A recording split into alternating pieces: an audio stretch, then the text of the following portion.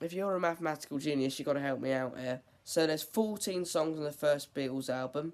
Add 14 off the second one, that's 28. Add 13 off the Hard Day's Night, that makes 41. And then a further 14 off Beatles for Sale, that's 55. So why, despite the fact there are no repeats and no number errors anywhere in this, why have I got 57 songs on the list? Like, every list in this video is wrong, and I have absolutely no clue why. Like, I don't get the numbers behind it at all. So, if anyone can actually figure this out, please help me. Christ, because it's really annoying. I've spent 2 hours editing this video, and all the numbers are completely wrong and worthless. Hello. After that particularly negative review of A Hard Day's Night, got some particularly negative reviews of a particularly negative review of A Hard Day's Night, I thought, let's stop looking at these Beatles albums as someone who's sour about them because he's heard every single song at least 10 times. Let's think of them as fresh-faced young Harry from 2017, hearing them for the first time. So that's what I've tried to do with this review. I've tried to be a bit more positive. So that's nice. Anyway, I've only moved up one song, and it's called When I Get Home. I'm home right now. At least physically, maybe not spiritually. That's very fake deep. But I've taken it up to 28. Wow. Hi. Like me. Now at 24, it's No Reply. If you've ever listened to the anthology version, you can't ever listen to it again without just hearing your face all the time, which is quite sad, but it's still quite a pleasant song, isn't it? It's not amazing, but let's be honest, not everything ever has to be really good. It just has to be, serviceable, and that's what it is. It's a perfectly serviceable Beatles song, and that's why it's sort of right near the middle-ish. Yeah? You got me, son?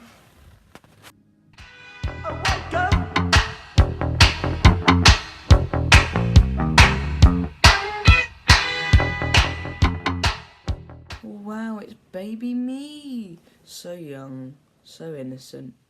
Anyway, at 35, it's I'm a Loser, which I've never really liked.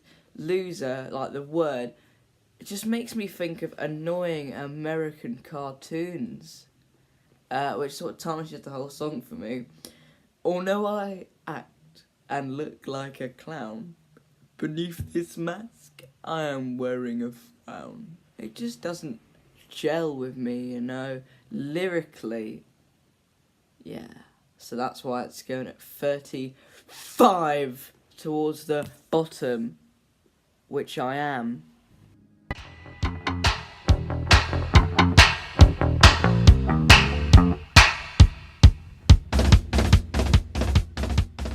Wow, this one's really high at 23!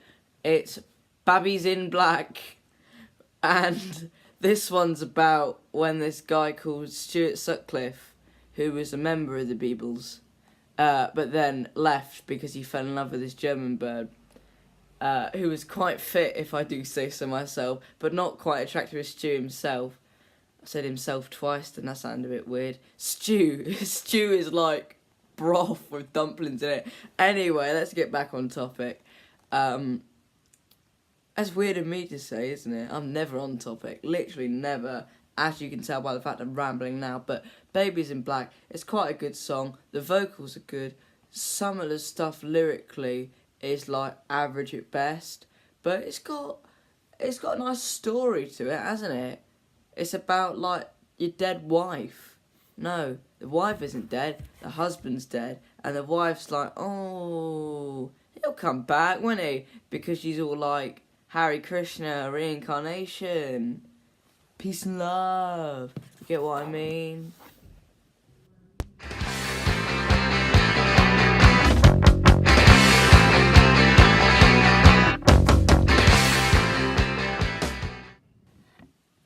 And then at the phenomenally high pedestal of 19, it's rock and roll music, which is an excellent song by Chuck Berry, which the Beatles, did as well.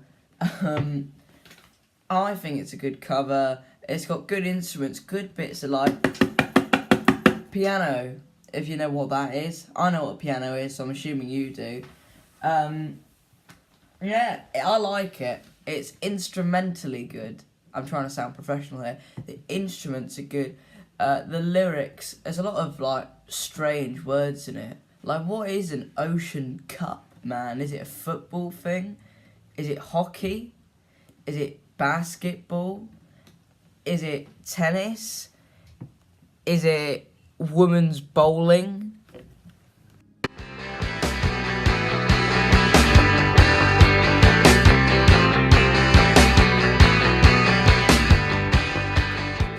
Wow, 15, you must be in an amazing mood. It's I'll Follow the Sun. I like this one. I like the tune of it.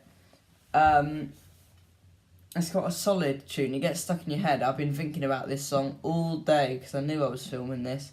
And then it made me think of Beatles for Sale, which instantly makes me think of this song because it's I like it. It's a nice song by a nice singer, Paul McCharmley, and he does quite a good vocal job on this one.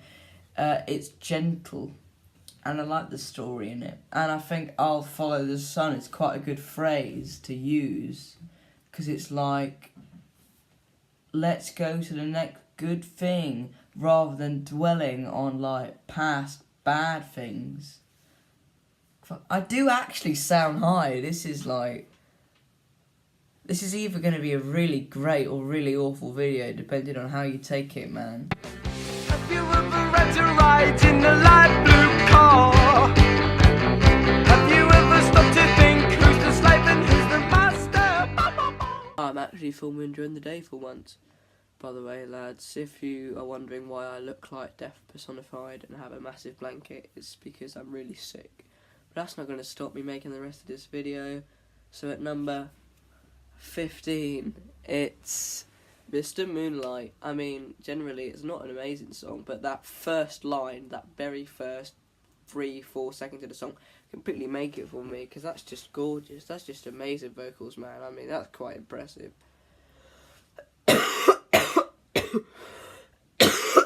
Healthy. So that's going in at number 15. Yeah, that's about it. Have you ever had trouble with your automobile? Have you ever had to push? Next up, it's probably one of my favourite Beatles songs of all time. Kansas City / hey dash hey dash hey dash medley bracket remastered 2004 bracket. Might be 2010, but either way, it's just great. Paul's vocals, he really goes at it on this one. He's really shouting it out, he's belting it out. Gets you hype, It's like Twist and Shout. Maybe not quite as good, but still really high class of Beatles song here. So that's going in at number 4. Car trouble.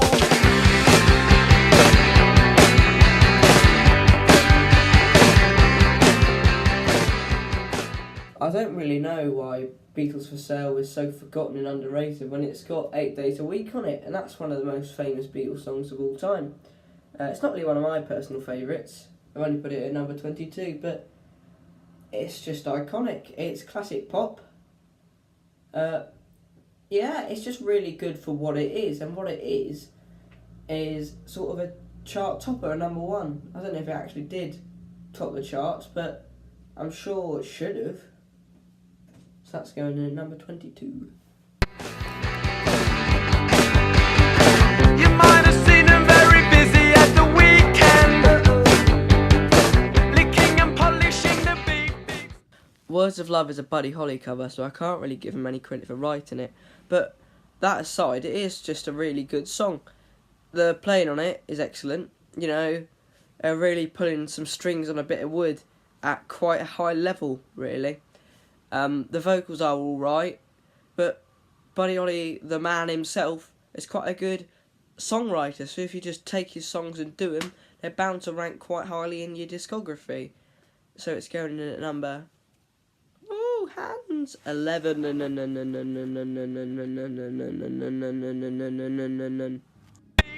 into shape, and then he's proudly up the M1, M2, M3, and keep your feet up. Honey Don't is probably Ringo's worst vocal performance.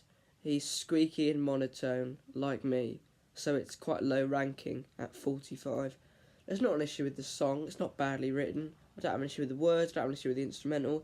It's just Ringo. He's really not doing very good here, but it's not really suited to the way he sings. I think he's trying something new, and you always should try something new, but sometimes you try new things, and they're just a bit shit. Like when they bring out something new on a McDonald's drink menu. Upholstery Ronnie, car trouble, oh yeah. Every Little Thing is just an average song in every way. The vocals are average, the instrumental is average, the actual song writing is average. So that's why it's going right down the middle at 37. It's just a bit underwhelming, really. I've never particularly liked it, I've never really disliked it either.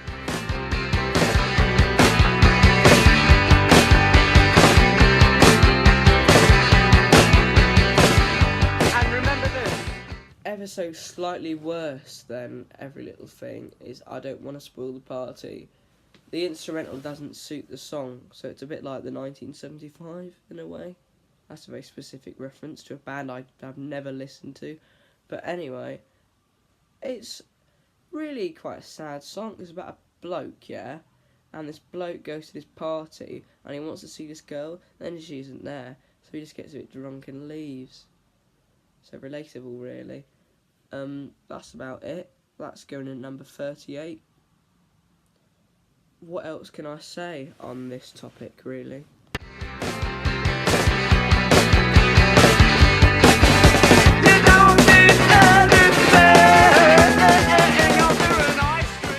What You're Doing has exactly the same beats per minute as Party Rock Is in the House Tonight, which means you can put What You're Doing with the music video for Party Rock Is in the House Tonight, and it matches up perfectly. But generally, you know, detached from that, it's quite a good song. Paul sounds nice, the backing track is nice, the drums at the start are nice, the guitar solo is nice.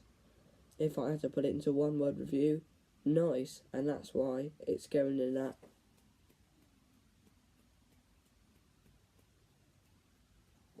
17.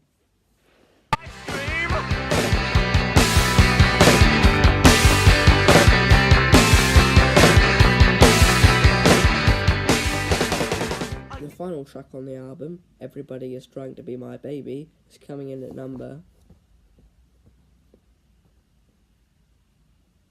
11. But I always thought the filter they put on George's voice in this one was a bit creepy. It's like he's a ghost, sort of a husk of his former self, which probably is quite accurate, because at this point George was starting to become quite annoyed at Beatlemania, the constant stalking of the press, the fans, the screaming, and that's what this song sort of represents for me. Jordan's feelings on that. And that's how we're going to end the review, really, on that somber note. Here's the rankings of the Beatles albums so far.